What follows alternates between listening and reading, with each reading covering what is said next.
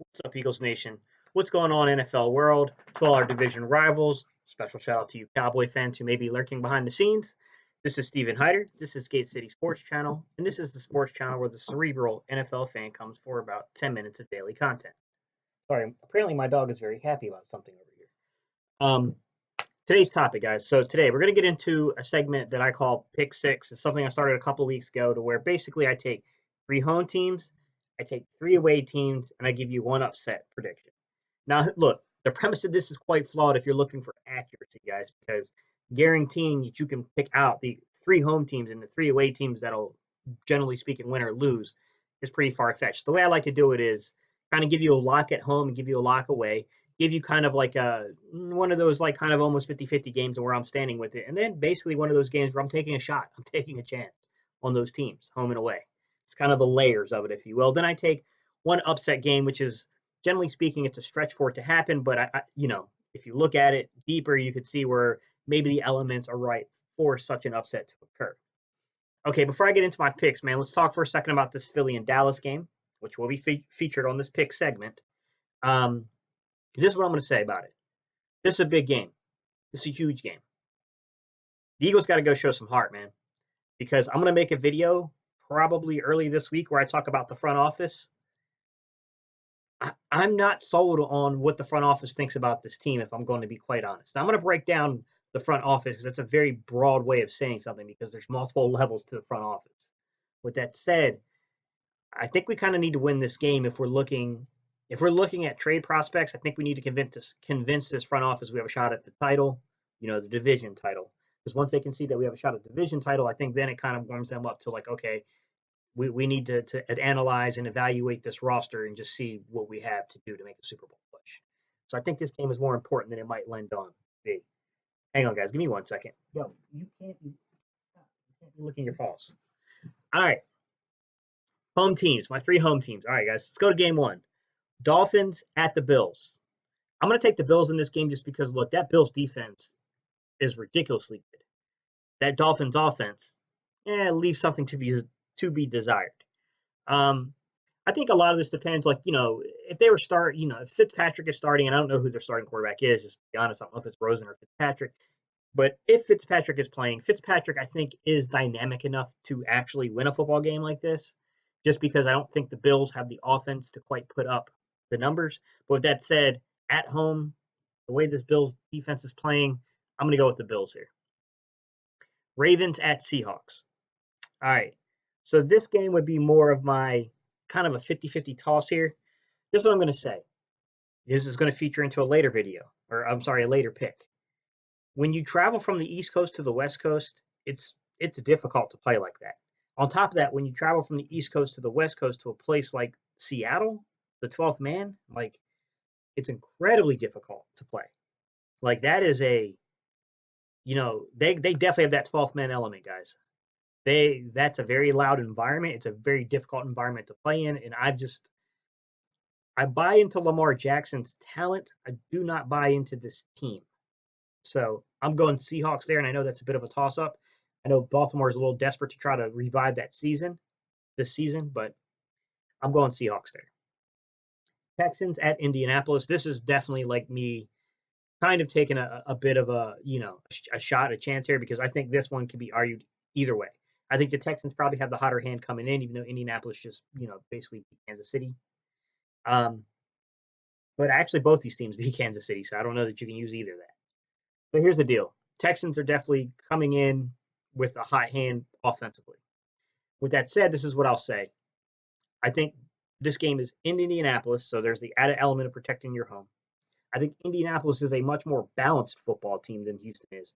And Houston has a tendency, like I said last week, and I know some of you Houston fans be like, man, you're a hater on us, bro. This is the second week in a row you picked against us. Well, you burnt my ass last week, so what are you crying about? This is what I'll say about Houston, man. It's too up and down for me, man. Like, where you're scoring like 10 points against Carolina, then you're putting up 30-something. It's way too up and down, guys. Way too up and down for me. I'll say this. I think you got probably one of the future stars of the league in Deshaun Watson. This kid, he's dynamic as dynamic gets. With that said, going to Indianapolis, guys. Going to Indianapolis at home.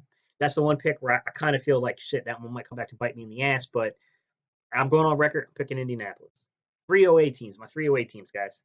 All right, Rams at Falcons. I'm going to take the Rams. Give me that one for the layup. I'll take the Rams over the Falcons. Look, I think the Falcons are a way better football team than they're playing, and they can come back to bite me in the ass right now. But with that said, man, like at a certain point, they just have to abandon. They have to abandon the season because like it's becoming detrimental for them to win it at a certain point. All right, the Patriots at the Jets. I'm going to take the Pats. This is what I will say. A little caveat here. I think the Jets are going to play a lot better than people think.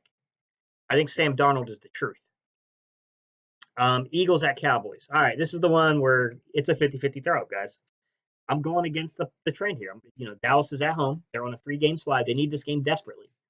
I mean, the safe money would be on Dallas to defend their home turf on a 3-game slide, trying to calm the seas here. Look, I'm an Eagles fan, so I know I'm an Eagles homer. With that said, guys, I just have a feeling about this Eagles team that it's about to come together. That all the elements from the media is being thrown out there piece by piece to not separate this team, but to make it feel like its back is against the wall and it's playing against everyone. It's us against the world. I think that the NFL narrative is missing that, and they're creating this particular narrative without realizing what they're doing. I'm telling you, this team is more resilient than people think. My money here is on the Eagles. I just think there's way more resiliency on the Eagles football team than there is on the Cowboys football team. All right, upset pick. This is the one where I know a lot of y'all gonna be like, man, you stupid. How do you pick that? Give me a second, I'll explain it. All right. I'm taking the Redskins at home over the 49ers. I know, dude, do you even watch football? I know what all y'all are gonna say. Go fuck yourself. I watch a lot more football than most of you do. This is what I'm gonna say. I understand this is a long shot, but you have to take long shots on upset picks, or why the fuck are you making them? It doesn't make sense. All right. You got to go West Coast to East Coast. That's number one. That's hard to do, even against a shitty team like the Redskins. Number two, what do the 49ers do very well? This is a very good running football team. This is a very physical football team. Well, guess what? Guess what the Redskins can do pretty damn well. Redskins have a good defensive line. They have good linebacker play. I think the weakness of the Redskins is their secondary. And if you can't get up to the second level, and if you can't, honestly, if you're not even going to attempt to try to throw at this team, it could be challenging. Now, this is what I'll say. If you're going coach for coach, Callahan versus Shanahan, come on, man. Of course Shanahan's the better coach. With that said, it's an upset. It's the reason why you do it. It's something that shouldn't be, it shouldn't happen, but, the circumstances I feel are right. You got to travel across the country. The strength of your team happens to also be a pretty big strength of the other team, which is defending the run. I just think that, hey, look, I mean, I don't know what's going to happen. I don't even know who Washington's starting at quarterback, man. It's just been a shit show. I don't know if it's going to be Colt McCoy. I don't know if it's going to be Dwayne Haskins. I don't know if it's going to be the other shithead.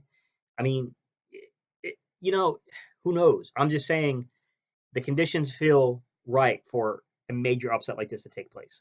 I don't think we've had this level of an upset yet this year, and I would keep my eye out on this type of one happening, where you got this undefeated team walking into a team that's only won, one game the whole year, and that was just last week by 1 point.